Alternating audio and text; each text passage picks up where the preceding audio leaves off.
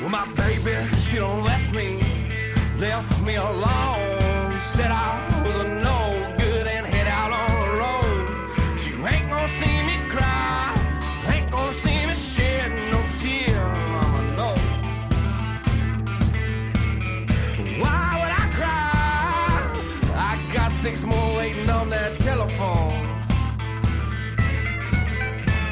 That operator praises me, he praises my name. He's been working overtime since you went away. He's got kids to feed, his bills to do, and thanks to you, he's getting that union pay. What's going on? What's up? What's happening? I am live from Certain Path in Addison, Texas, as I agreed that I was going to be.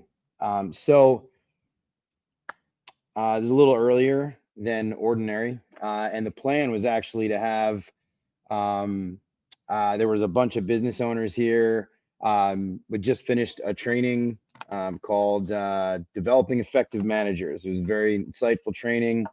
Learned a whole lot. Illuminated some things, some strengths, some weaknesses, some processes, ways that we could do things better. Pretty neat.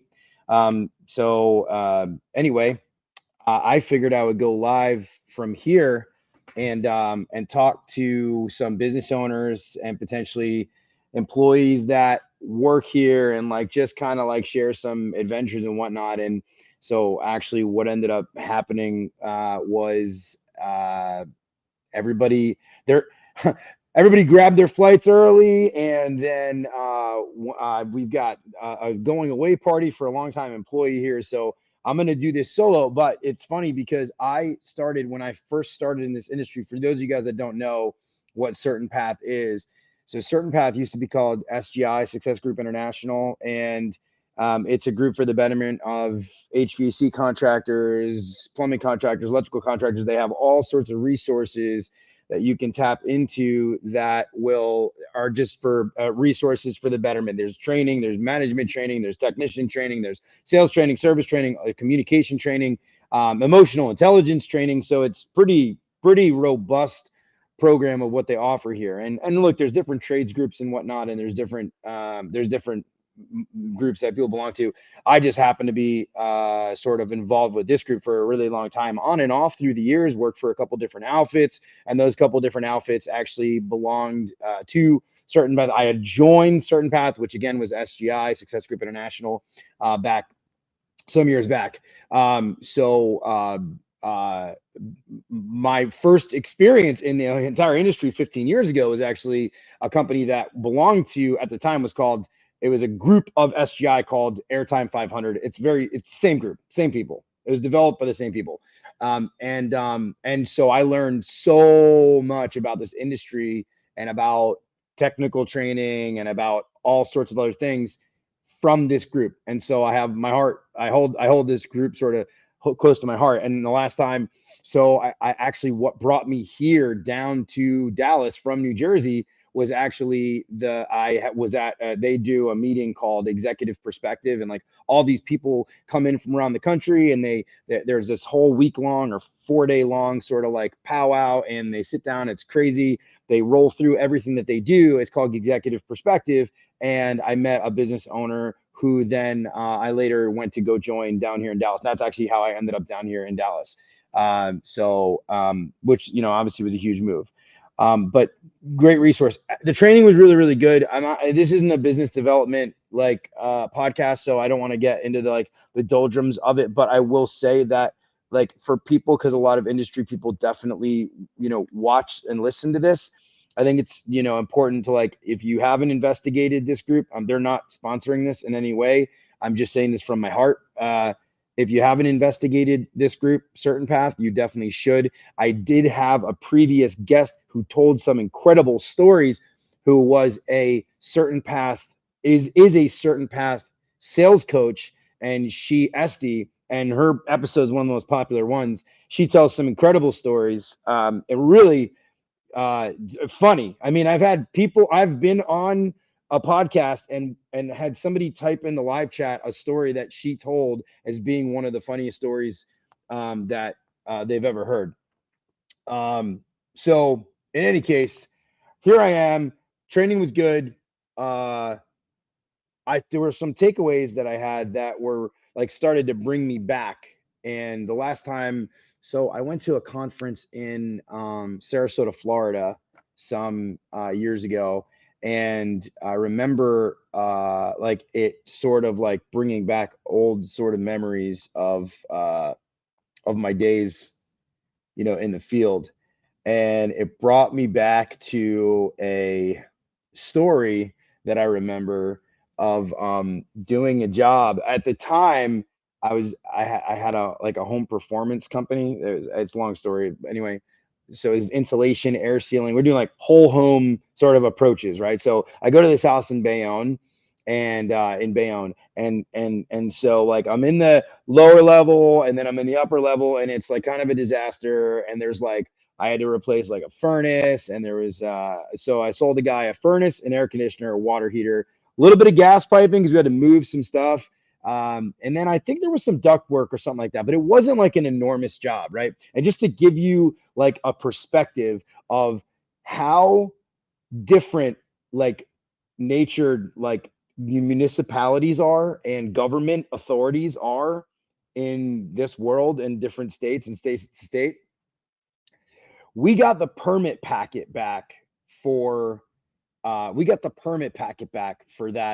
job, and just doing the minimal amount of work that we did there, it was a good amount of work, but either way, just doing that amount of work was like $770 in permit fees.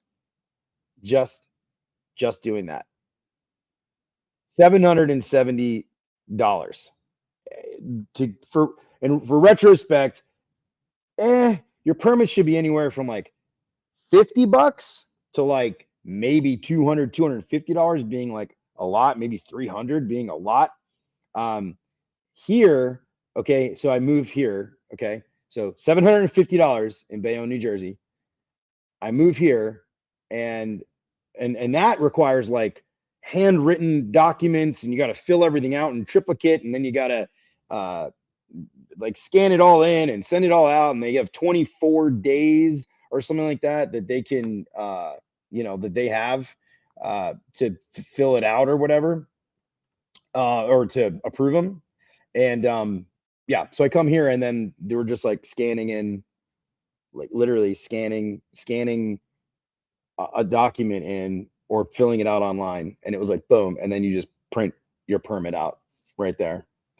So anyway, I am actually a little upset because I had this whole big plan of having all of these different business owners come on the podcast. There was this one guy, Steve, that was here. He was actually from Pittsburgh, but he was a private pilot for years, and he looked like a pilot. Like the guy literally looked like Sully, like he had his mustache, the whole deal. And he flies. He has a share in a private plane, and he takes his employees. He owns a plumbing company in Pittsburgh. Takes his employees and goes on like trips with them. Literally goes on trips with them, like brings them on the plane. So I thought that was actually pretty neat. But I remember I ran this call up in it. So this brought back all these memories of like these different calls that I ran back in the day. I remember I went to this place. There's a place called Cliffside Park, and in Cliffside Park there was a like it's very busy, like right outside New York City, and it's in Hudson County, and it's like building to building to building building. This guy, like, he had this like newspaper article, and he was like, I need you to replace my boiler, and I got this newspaper article here, and this is like an ad. And so he brought me into, it was like a commercial building basically, and he brought me in, and there was all these boilers in there, and I'm looking at all these boilers, and it was kind of like a weird like basement utility room closet thing. And I remember like going in there and looking around, and then I was able to like kind of quote uh, the system. But then he was like, "Well, hang on." I said, "Oh, can I look at the space of where this heats?" And he brings me into what can only really be described as like a backdoor card game. It was like a backdoor card game. And so this backdoor park card game, it was like an Albanian like social club, and like it was during the day, and there's like drinks being poured, and it was like everybody, like I walked in, like everybody just stopped, like turned, like looked at me, and like what is this guy doing here? It was like really, really strange. One of the stranger sort of experiences that I've had. Uh, yeah. And it also brought me back to this one time that this is actually a pretty heartwarming story. So there was this woman. This is a longer story actually. There was this woman who she was a widow, and she lived in a really nice area. And um, I had I had asked her, she was talking about her husband. Her husband's name was Bruce, and I had asked her about what had happened, and she had said to me that her husband actually died in a diving accident, I guess, like a scuba diving accident. And I thought that was really interesting, and so she told me more about it. And what happened was he was down there with another guy, and I think there was three of them, might have been two, but they were down there, and they went pretty deep apparently. And so they were running out of time on their oxygen tanks. So they didn't have enough oxygen to make it back for both of them to make it back up. So one of the guys had more oxygen than the other. So that guy actually went to go up uh, and to get the other oxygen tank to bring it down. Otherwise, because they had to stop periodically on the way up, so they were going to lose. So only one of them could go. The other, because otherwise they wouldn't have made it. So the one guy goes, and he never goes back to get the other guy, and the other guy ended up waiting for him, and then eventually, like, he drowned down there. It was a really sad story. And I don't know, he was probably, apparently, I don't know, maybe he was about 50 when this happened.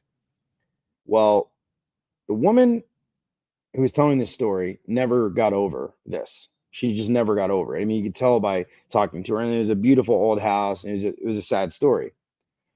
Fast forward, I run a different call in the same town, and in that woman's house, she's a widow.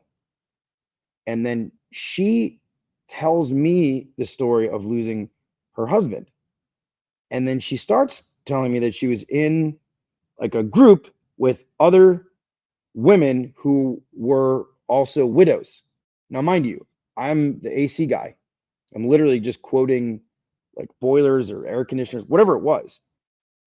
And I hear her story about how she is a widow and she was in a widows group. And I start talking to her, and I mention in passing, I'm like, I just ran this other call on the other side of town of this woman, and she told me this story about this diving accident that happened. And she's like, wow, wait a minute, what? And apparently they knew each other, but they weren't on social media. I want to say this is about 10 years ago, maybe 12 years ago. They were older. They weren't on social media. They hadn't found each other. So she goes, would you do me a favor? I'm like, yeah, I think I have an appointment with her. She goes, would you do me a favor? Would you please go ahead and uh, and give her my information? I would love to have lunch with her, dinner with her, whatever. So I'm like, yeah, I'll talk to her. So here I am again, complete stranger. And I end up connecting these two widows who had apparently known each other, and they like rekindled their friendship all because of like strange happenstance that I happened to be, in the house like at the right time or whatever it was. That was bonkers. In that same time period, which was so strange because, and again, this brings me back to the certain path thing because it is all at the time that I had joined. In that same time period, I had uh I had went into another house, and it was like the same week, and I met another widow, and I was very like, at the time, I'm like now thinking, okay, like God's trying to give me a sign here, like what the heck is going on? Why am I in so many houses with so many widows? And it started to freak me out. So I actually, to the final widow that I went to go talk to, I told her the story. I'm like, hey, I'm really freaking out here. I'm like, I keep seeing like all you, like you're like the third or fourth house I've been to with a widow. Like this is really scaring me. And she like did like a quasi like interpretation for me, and she said, don't worry about it. She's like, it really is just God telling you that the importance of your role in your household. And I took that to heart. Thought that was uh, thought that was actually really, really a great interpretation. Um, but so yeah, um, so I ended up. Long story short, the CEO of Certain Path was actually going to actually come on. She got caught up in a meeting. Then I had a long time employee has like a going away thing happening, and so anyway, they all left. But I'm happy to be here with you guys, and I'm happy that I'm doing this, and I'm looking forward to taking all this stuff back that I learned here. Um, One thing, and again, this is not really about like again, it's not a business building podcast, but I thought this was really, really interesting about like understanding people, and they like have this like thing where they have like a quadrant, right? And it's and it's like to understanding people, and the quadrant really goes like one side is like attitude and one side is aptitude, right? And it's like so one side is like your ability to, I'll just show you guys this. So it's like your ability to do something, right? Aptitude. And then like your attitude is like, whether or not you're willing to do something. And like basically you have like you put your employees or people or like people you work with in these like buckets, and it's like, okay, is this person smart and good at what they do and they have a terrible attitude, right? Or is this person smart and has a great attitude and does their job really well? Is this person like kind of like not as good at their job, but they have a great attitude and they have their role too? And then is this person just not good at their job and also has a bad attitude? So it's like those things, and you sort of bucket people, and it could be amorphous. It could move. You could move from having a good attitude and to not having a good attitude, to putting extra effort into things and to not putting extra effort into things. But this was like a really big takeaway for mine, and part of like a little glimpse of like what this organization has to kind of offer and so forth. And look, the podcast is sales tales, and this is obviously gonna a passionate topic for a lot of people that are going to watch, right? I mean, everybody wants to get better at it, and the purpose of this is not to get better, but I like sharing that with you guys, and I listen to a lot of that stuff. And for those of you guys that are not listening to, self-development, whatever, I'd say like, that's something you should definitely work into your, to your equation. So, okay. I'm only going to be on here for a few more minutes. So, couple things. A very interesting individual reached out to me. Everybody knows who he is. He is coming on the podcast. We are coordinating dates right now. I believe it's going to be next week. And so I'm very excited to announce that Ken Goodrich has reached out to me, and Ken would like to come on and share. I mean, he's got like so many stories that he wanted to share. Like he's really excited about the ability to do this. So, and for those of you that don't know who Ken Goodrich is, he's built like a home services empire. He's like the CEO of Get'l. He's the brains behind it. I mean, literally, you know, flies around in a jet throughout the whole country. He's been on a bunch of podcasts. I haven't seen him on a lot of podcasts recently, so I'm really excited that he reached out and he wants to come on Sales Tales because and he wants to just like boom, like open book, like he wants to tell everything. So I'm excited about Ken coming on. Tommy Mello and I are still trying to work out dates and whatnot. These people that run these massive organizations, they sure are really busy. They're very, very difficult to kind of nail down for dates and whatnot. I also have a friend of mine. Her name is Jane. She spent years and years. It is a little sadder, but she spent years and years as a social worker, and so I was in this house. So she has stories that like will blow your mind, and I really like. We talked about it, and so she's gonna come on and tell her experiences. That one's gonna be heavy. Hopefully, we'll try to keep it a little bit light, but she has some things to say. So that'll be Jane as well. And so yes, Ken Goodrich, and then Tommy Mello, and then Jane, and then there's a whole bunch of other guests as well. Couple things. If you know somebody that you think would make like really good entertainment, and or at least has like a lot to talk about, has been an industry veteran, like I know a lot of people and I can keep this going for a long time, but I would very much like to hear from you guys. And so I have gotten some messages like, oh hey, you should talk to so and so. If you know somebody that is like, dude, you have to talk to this person and I haven't talked to them yet, please send them my way. You can either DM me on either the Sales Tales or on Facebook, on either my personal or podcast page. And you can also email so I was in this house at gmail.com.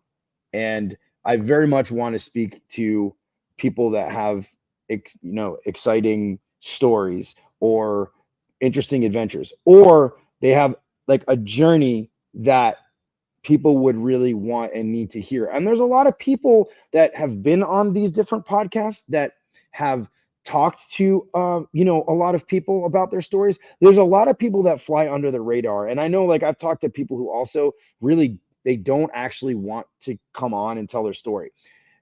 Another thing, if you don't want to go live, if you just want to like record an episode and then have it dropped later, like you can do that. Like I will record the episode and then drop it later if you don't feel comfortable live streaming. I'm getting all of these messages now. So yeah, yes. So Joe O'Grady just messaged and said, "Can I curse?" Yes, Joe. Yes, you can curse.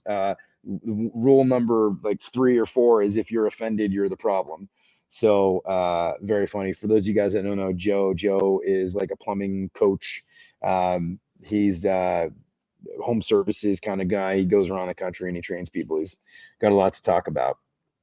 But yes, so if you know somebody, get them in touch with me.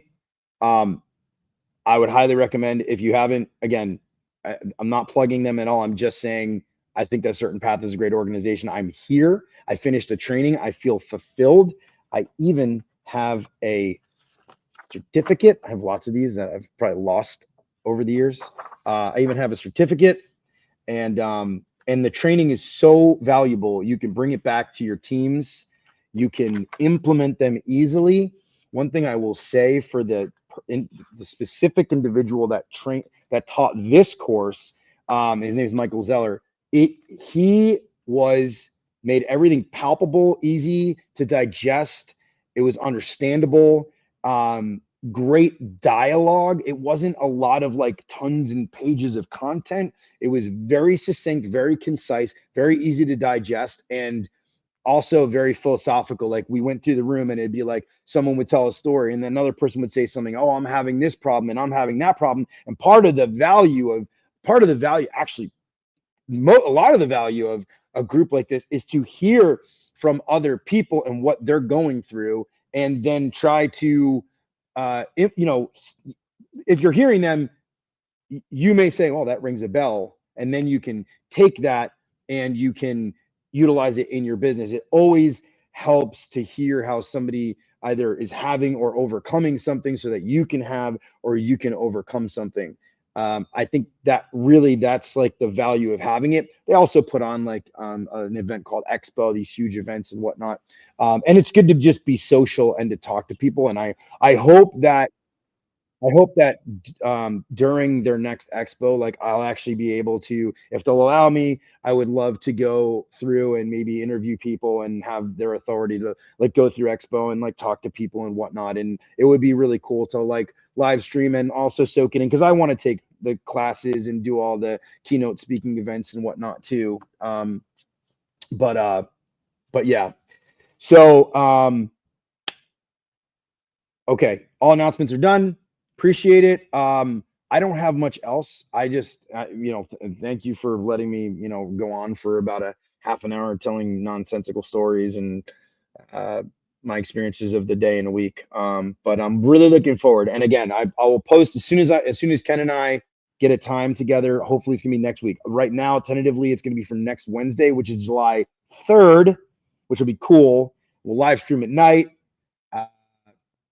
Probably everybody's, going to be starting the festivities for July 4th. Who knows? Maybe it works for him, maybe it doesn't, but I'm excited.